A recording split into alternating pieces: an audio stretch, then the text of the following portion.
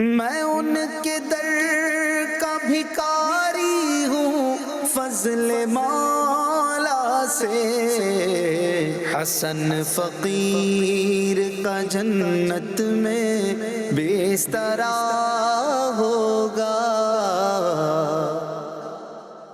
الحمدللہ رب العالمین والصلاة والسلام علی خاتم النبیین، اما بعد فاعوذ باللہ من الشیطان الرجیم، بسم اللہ الرحمن الرحیم۔ الصلاة والسلام علیک یا رسول اللہ وعلی آلک واصحابک یا حبیب اللہ، الصلاة والسلام علیک یا نبی اللہ وعلی آلک واصحابک یا نور اللہ۔ مدنی چینل کے ناظرین، آپ دیکھ رہے ہیں پروگرام کلام شہنشاہ سخن۔ ایک بار پھر خوش آمدید۔ پروگرام میں الحمدللہ ہم برادر اعلیٰ حضرت شہنشاہ سخن استاد زمن مولانا حسن رضا خان علیہ رحمۃ الرحمن کے مبارک کلام تشریح کے ساتھ سنتے ہیں، اس کو سمجھتے ہیں۔ آپ کے نعتیہ کلاموں پر مشتمل جو کتاب ہے اس کا نام ہے ذوق نعت، مکتبۃ المدینہ نے اسے پبلش بھی کر دیا ہے، اور اسی کتاب سے ترتیب وار ہم اس پروگرام میں کلام بھی سنتے ہیں، مشکل الفاظ کی میننگ بھی سمجھتے ہیں، اور الحمدللہ ہم اشعار کو سمجھ کر عشق رسول بڑھانے کی ترکیب کرتے ہیں۔ اللہ تعالیٰ ہماری اس کاوش کو قبول فرما کر ہمیں عشق رسول کی دولت عطا فرمائے۔ نبی کریم صلی اللہ علیہ وآلہ وسلم کا فرمان عالی شان ہے، تم مجھ پر درود پڑھو اللہ تم پر رحمت بھیجے گا۔ صلو علی الحبیب صلی اللہ علی محمد وعلی آلہ وصحبہ وبارک وسلم۔ ناظرین کرام، پچھلے پروگرام میں جو کلام ہمارے پیش نظر تھا اور جو ہم تشریح کے ساتھ سمجھ رہے تھے، وہ کلام 27 اشعار پر مشتمل۔ کرے چارہ سازی زیارت کسی کی، بھرے زخم دل کے ملاحت کسی کی۔ آج انشاءاللہ الکریم مزید اس کلام کے بقیہ 16 اشعار کو ہم سنیں گے اور سمجھنے کی کوشش کریں گے۔ کہتے ہیں کہ نہ پہنچے کبھی عقل کل کے فرشتے، نہ پہنچے کبھی عقل کل کے فرشتے، خدا جانتا ہے حقیقت کسی کی، خدا جانتا ہے حقیقت کسی کی۔ یہاں پر کسی کی سے مراد حضور علیہ السلام کی حقیقت پاک کے بارے میں یہاں کہا جا رہا ہے کہ وہ حقیقت ہے حضور علیہ السلام کی کہ آپ کی حقیقت کو رب کے سوا کوئی نہیں جانتا۔ وہ آپ کا مرتبہ ہے، وہ مقام اور وہ بلندی ہے کہ جس کو کوئی نہیں جان سکتا، ایون وہ فرشتے بھی نہیں جان سکتے جو عقل کل رکھنے والے ہیں، جو رسول فرشتے ہیں، حضرت جبرائیل و میکائیل و اسرافیل و عزرائیل علیہ السلام، جو بڑے مرتبوں والے ہیں، وہ بھی نبی کریم صلی اللہ علیہ وآلہ وسلم کی حقیقت کو نہیں جانتے۔ حقیقت مصطفیٰ صلی اللہ علیہ وآلہ وسلم کو رب جانتا ہے، اور اسی کی بات کر رہے ہیں۔ حقیقت سے تمہاری جز خدا اور کون واقف ہے، کہے تو کیا کہے کوئی، چنی تم ہو چنا تم ہو۔ حضور علیہ السلام کے لیے کیا کہے، یہ کہے یا یہ کہے، چنی کہے یا چنا کہے، کیا کہے، جب پتہ ہی نہیں ہے کہ حضور علیہ السلام کتنے بڑے مرتبے پہ فائز ہیں، تو کتنی بھی ان کی نعت کہہ لی جائے، بہرحال حق ادا نہیں ہو سکتا۔ اگلے شعر میں کہتے ہیں ہمارا بھروسہ ہمارا سہارا، ہمارا بھروسہ ہمارا سہارا، شفاعت کسی کی حمایت کسی کی، شفاعت کسی کی حمایت کسی کی۔ بڑا آسان شعر ہے کہ ہمارا بھروسہ اور ہمارا سہارا قیامت کے دن یہ اللہ تبارک و تعالیٰ کے محبوب صلی اللہ علیہ وآلہ وسلم کی شفاعت اور آپ کی حمایت، حمایت یعنی مدد، آپ کی حمایت اور آپ کی شفاعت ہوگی اللہ کی بارگاہ میں۔ وہاں سجدے کریں گے، یہاں ہمیں بچائیں گے، وہاں روئیں گے گڑ گڑائیں گے، یہاں ہم گرتے ہوں کو تھامیں گے، تو شفاعت وہاں عرض کر رہے ہوں گے اور حمایت یہاں کر رہے ہوں گے۔ یہی ہمارا بھروسہ اور یہی ہمارا سہارا ہے۔ اگلے شعر میں کہتے ہیں قمر ایک اشارہ میں دو ٹکڑے دیکھا، قمر ایک اشارے میں دو ٹکڑے دیکھا، زمانے پہ روشن ہے طاقت کسی کی، زمانے پہ روشن ہے طاقت کسی کی۔ قمر یعنی چاند، ایک انگلی کا اشارہ نبی کریم صلی اللہ علیہ وآلہ وسلم نے کیا اور وہ پورا چاند جو تھا وہ دو ٹکڑے ہو کر پھٹ گیا، اور جب آپ صلی اللہ علیہ وسلم نے چاہا اسے ملا دیا۔ تو یہ زمانے پہ روشن ہونا یعنی واضح ہونا، کلیئر ہونا۔ حضور علیہ السلام کی طاقت اتھینٹک طاقت ہے کہ دنیا نے دیکھی مانی جانی ہے، تو آپ کی یہ طاقت ہے۔ اور کس کو یہ مرتبہ ملا؟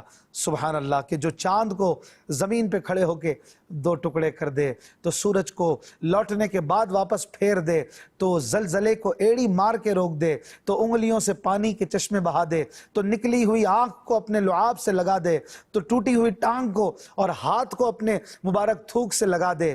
وہ کون ہے کہ جس کے چہرے سے کمرے روشن ہوتے ہوں؟ یہ وہی آقا مدینہ والے مصطفیٰ ہیں صلی اللہ علیہ وآلہ وسلم کے، جن کی طاقت زمانے پہ روشن اور اتھینٹک ہے، اور جو عقل اور انصاف والے ہیں وہ مانتے ہیں کہ یہ تو مظہر ذات کبریا ہے صلی اللہ علیہ وآلہ وسلم۔ آگے کہتے ہیں ہمیں ہے کسی کی شفاعت کی خاطر، ہمیں ہے کسی کی شفاعت کی خاطر، ہماری ہی خاطر شفاعت کسی کی، ہماری ہی خاطر شفاعت کسی کی۔ ہم ہی ہیں یعنی ہم ہی تو وہ گناہگار ہیں کہ جو حضور علیہ السلام کی شفاعت پائیں گے انشاءاللہ، اور ہماری ہی خاطر آپ صلی اللہ علیہ وآلہ وسلم کی شفاعت خاطر یعنی واسطے کسی کے لیے، تو ہم انشاءاللہ اس سے فیض پائیں گے۔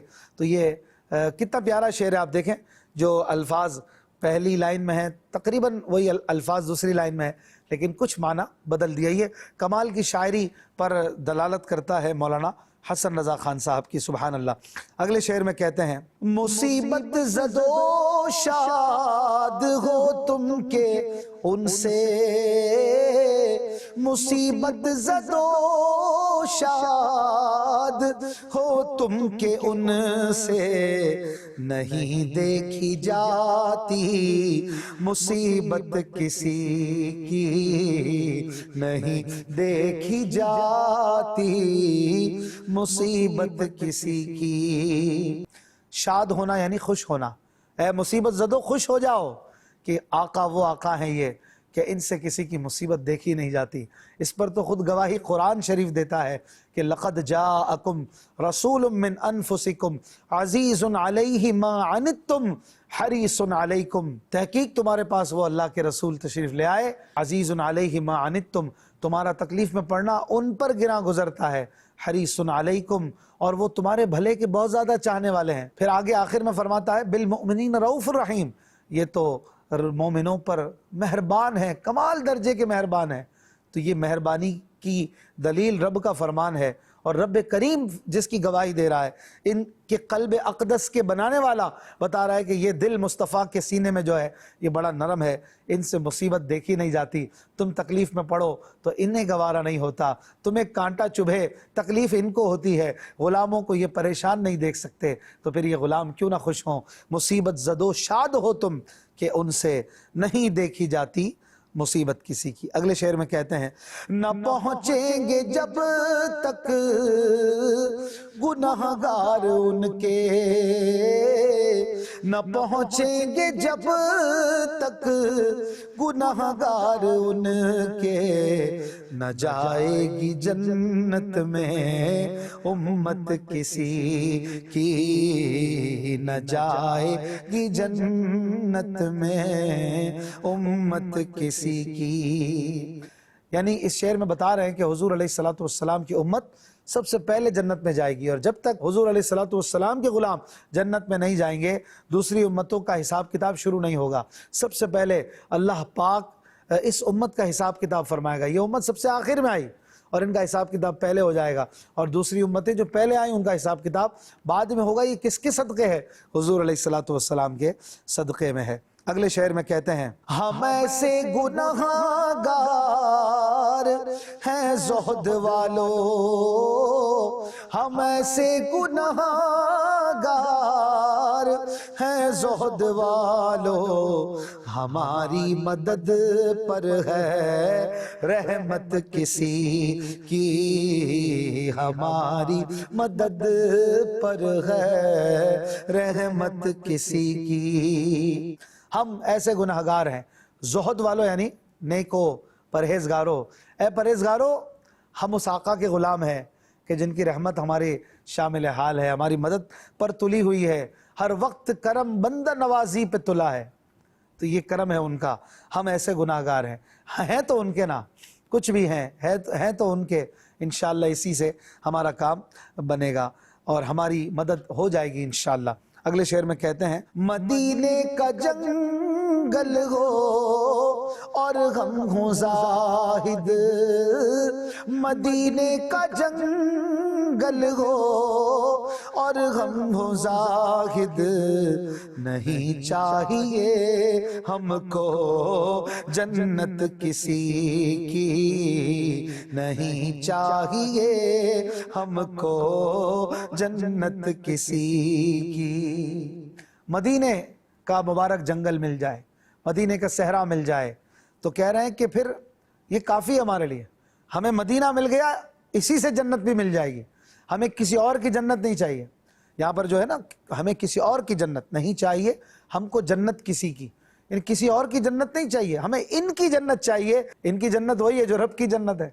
تو یہاں معاذ اللہ جنت کا انکار نہیں ہے کہ جنت نہیں چاہیے، بلکہ جتنے بھی اشعار ہیں مولانا حسن رضا خان صاحب کی اور شعراء کی بھی، اس کا جو مراد ہے وہ یہی ہوتا ہے کہ مدینہ چھوڑ کے جنت نہیں چاہیے۔ اگر کوئی کہتا ہے چھوڑو مدینہ میں کیا رکھا ہے، چلو جنت کی طرف چلتے ہیں، یا جنت کے کام کرتے ہیں، یہ کرتے ہیں وہ کرتے ہیں، اور مدینہ چھوڑنے کا کہتا ہے تو خبردار سمجھ جانا یہ غلط بات کر رہا ہے۔ مدینہ کو چھوڑ کے کیسے جنت ملے جبکہ مالک جنت مدینہ میں ہے؟ ان کا مدینہ چھوڑنے والے کو جنت کیسے ملے؟ تو مدینہ تو ہم چھوڑ ہی نہیں سکتے، لہٰذا ہم کو وہ جنت نہیں چاہیے جو مدینہ چھوڑ کے کوئی دے رہا ہو۔ در حقیقت وہ جنت نہیں ہوگی، وہ سراب ہوگا۔ وہ دکھنے کو ہو سکتا ہے کوئی جنت جیسی کوئی چیز اس نے اپنے شعبدے سے بنا کر دکھا دی ہو، حقیقی جنت تو وہی ہے جو مدینے والے نے عطا فرمانی ہے۔ تو پھر مدینہ چاہیے، پھر جنت بھی مل جائے گی انشاءاللہ۔ آگے کہتے ہیں ہزاروں ہوں خورشید محشر تو غم کیا، ہزاروں ہوں خورشید محشر تو غم کیا، یہاں سایہ گستر ہے رحمت کسی کی، یہاں سایہ گستر ہے رحمت کسی کی۔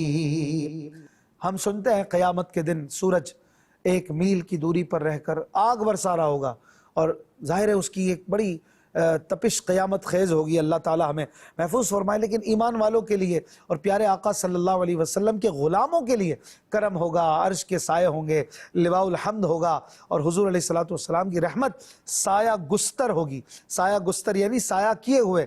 تو انشاءاللہ پھر ہزاروں سورج کیوں نہ ہوں، غم کیسا؟ وہ کسی کا شعر ہے نا، خورشید قیامت کی تابش مانا کہ قیامت ہی ہوگی، ہم ان کے ہیں گھبرائیں کیوں، کیا ہم پہ نبی کا سایہ نہیں؟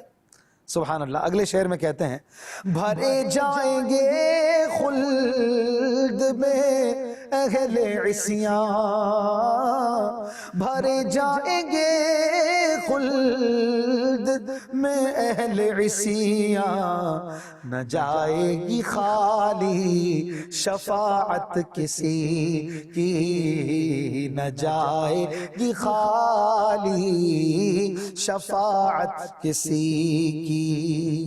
اہل عصیاں یعنی گناہگار، یہ جنت میں محبوب علیہ الصلوۃ والسلام کی شفاعت سے جائیں گے، اور بھر دی جائے گی جنت ان گناہگاروں سے جو حضور علیہ الصلوۃ والسلام کے غلام ہوں گے سچے، ان کو شفاعت مل جائے گی۔ اور حضور علیہ السلام کی شفاعت خالی نہیں جائے گی کہ ان کا رونا، ان کا گڑ گڑانا، سجدہ کرنا، اللہ پاک کی بارگاہ میں سفارش کرنا یہ بیکار جائے، یہ نہیں ہوگا۔ خالی جانا یعنی بیکار جانا، یہ نہیں ہوگا، جبکہ خود حضور علیہ الصلوۃ والسلام نے فرما دیا شفاعت کے لیے کہ میں شفاعت کروں گا، اور میری شفاعت میری امت کے ان لوگوں کے لیے جو کبیرہ گناہ کر کے پھنس گئے ہوں گے اور قیامت کے دن مارے مارے پھر رہے ہوں گے، میری شفاعت انہیں کام آئے گی۔ اور ان کا رب کریم خود فرماتا ہے من ذا الذی یشفع عندہ الا باذنہ، کون ہے جو اللہ کی بارگاہ میں سفارش کرے مگر ہاں اس کی اجازت سے۔ تو اللہ پاک کی اجازت سے گویا یہ بتایا جا رہا ہے کہ اجازت سے سفارش اور شفاعت ہوگی، اور اجازت کس کو ملے گی؟ جو سب سے پیارا ہوگا۔ اجازت کس کو دی جائے گی؟ جو سب سے عزیز ہوگا، جو سب سے قریب ہوگا، جو سب سے پیارا اور محبوب ہوگا، اور وہ ہمارے آقا صلی اللہ علیہ وآلہ وسلم ہیں۔ اگلے شعر میں کہتے ہیں وہی سب کے مالک انہی کا ہے سب کچھ، وہی سب کے مالک انہی کا ہے سب کچھ، نہ عاصی کسی کے نہ جنت کسی کی، نہ عاصی کسی کے نہ جنت کسی کی۔ کسی سے مراد یہاں کوئی اور، یعنی حضور علیہ السلام کی جنت بھی ہے، اور یہ عاصی گناہگار بھی انہی کے، عاصی یعنی گناہگار، تو وہی سب کے مالک ہیں، انہی کا سب کچھ ہے، نہ ان کے علاوہ عاصی کسی اور کے ہے، نہ جنت کسی اور کی ہے۔ تو جب سبھی انہی کا ہے، ہم بھی انہی کے ہیں، تو ہم رسول اللہ کے، جنت رسول اللہ کی انشاءاللہ الکریم۔ اگلے شعر میں کہتے ہیں رفعنا لکا ذکرکا پر تصدق، سب اونچوں سے اونچی ہے رفعت کسی کی، سب اونچوں سے اونچی ہے رفعت کسی کی۔ وَرَفَعْنَا لَكَ ذِكْرَكَ، سورہ علم نشرح کی 4 آیت، جس میں فرمایا گیا ہے محبوب آپ کے لیے ہم نے آپ کے ذکر کو بلند کر دیا۔ یہ ذکر بلند ہی بلند ہوتا چلا جا رہا ہے۔ تو کہہ رہے ہیں میں اس پہ قربان، اس وعدے پہ قربان، اس خوشخبری پہ قربان جو آپ کو ملی یا رسول اللہ، آپ کی رفعت یعنی بلندی سب اونچوں سے اونچی ہے، سب اونچوں، سب بڑوں سے آپ بڑے ہیں، سارے اونچوں میں اونچا سمجھیے جسے، ہے اس اونچے سے اونچا ہمارا نبی۔ رب کریم نے آپ کو مخلوق میں سب سے اونچا فرما دیا اور وعدہ کر دیا کہ وَرَفَعْنَا لَكَ ذِكْرَكَ، آپ بھی اونچے ہیں، آپ کا ذکر بھی اونچا ہے۔ اگلے شعر میں کہتے ہیں اترنے لگے ما رمیتا ید اللہ، اترنے لگے ما رمیتا ید اللہ، چڑھی ایسی زوروں پہ طاقت کسی کی، چڑھی ایسی زوروں پہ طاقت کسی کی۔ اللہ پاک نے قرآن شریف میں اپنے محبوب علیہ السلام کے اس عمل کی طرف اشارہ فرمایا سورہ انفال کی آیت نمبر 17 میں کہ وَمَا رَمَيْتَ إِذْ رَمَيْتَ وَلَكِنَّ اللَّهَ رَمَا، اے محبوب آپ نے نہیں پھینکا جب آپ نے پھینکا بلکہ اللہ تعالیٰ نے پھینکا۔ یہ پھینکنے سے مراد یہاں پر کنکریاں پھینکنا اس کا ذکر ہو رہا ہے۔ تو حضور علیہ السلام نے جب وہ کنکریاں پھینکی تو وہ کافروں کو ان کنکریوں نے اندھا کر دیا کچھ دیر کے لیے، اور آپ صلی اللہ علیہ وسلم سے ان کے منہ پھر گئے، جیسا کہ اعلیٰ حضرت امام احمد رضا خان علیہ رحمہ نے اپنے شعر میں ذکر کیا ہے کہ میں تیرے ہاتھوں کے صدقے، کیسی کنکریاں تھی وہ جن سے اتنے کافروں کا دفعتاً منہ پھر گیا۔ تو کیا وہ کنکریاں تھی اور کیا وہ ہاتھ تھا؟ ید اللہ، اللہ پاک کا دستے قدرت۔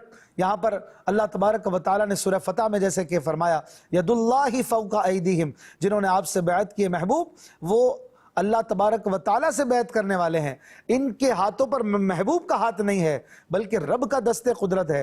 تو اللہ تعالیٰ نے حضور علیہ السلام کے ہاتھ کو اپنا ہاتھ فرمایا، سبحان اللہ۔ تو کہہ رہے ہیں پھر اس ہاتھ مبارک سے اگر کنکریاں جائیں تو کیوں نہ کافروں کے منہ پھریں اور طاقت مصطفیٰ نظر آئے کہ وہ کنکریاں جو اگر کسی اور کے ہاتھ سے جاتی تو کچھ بھی نہ کرتی، لیکن حضور کے ہاتھوں سے اڑی تو وہ جا کر کافروں کو اندھا کر دیتی ہیں۔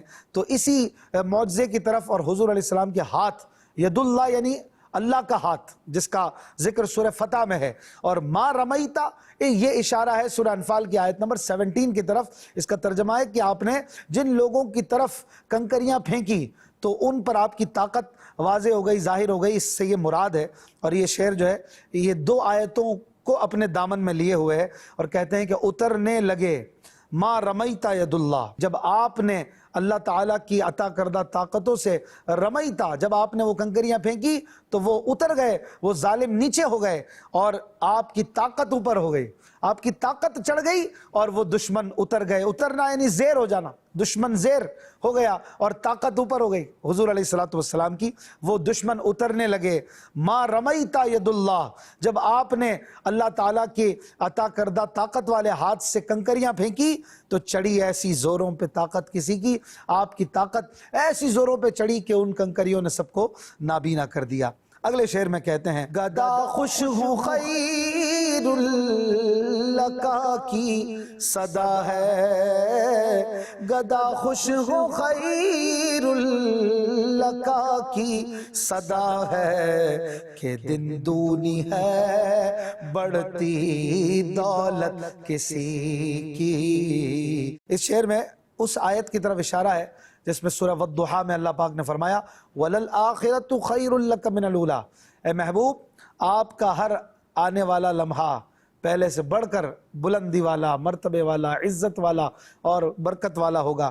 ہر لمحے حضور علیہ السلام کی شان میں اور درجے میں اضافہ ہو رہا ہے، تو آپ کی دولت بھی بڑھ رہی ہے، عزت بھی بڑھ رہی ہے، شہرت بھی بڑھ رہی ہے، رفعت بھی بڑھ رہی ہے۔ تو کہہ رہے ہیں کہ اس سے ہم غلام خوش ہوں، گدا خوش ہوں، گدا یعنی غلام، حضور کے گدا خوش ہوں کہ اللہ تعالیٰ نے آپ کو خیر اللقا کا انعام دیا ہے اور ہر لمحے حضور کی دولت بڑھ رہی ہے۔ دن دونی بڑھنا یعنی روزانہ بڑھنا، ہر لمحے حضور کی دولت بڑھ رہی ہے، حضور کا مرتبہ بڑھ رہا ہے، تو فائدہ تو ہمیں غلاموں کا ہوگا۔ یہ دولت خرچ کس پہ ہوگی؟ ہم غلاموں کو عطا فرمائیں گے، تو یہ ہماری خوشی کا باعث ہے۔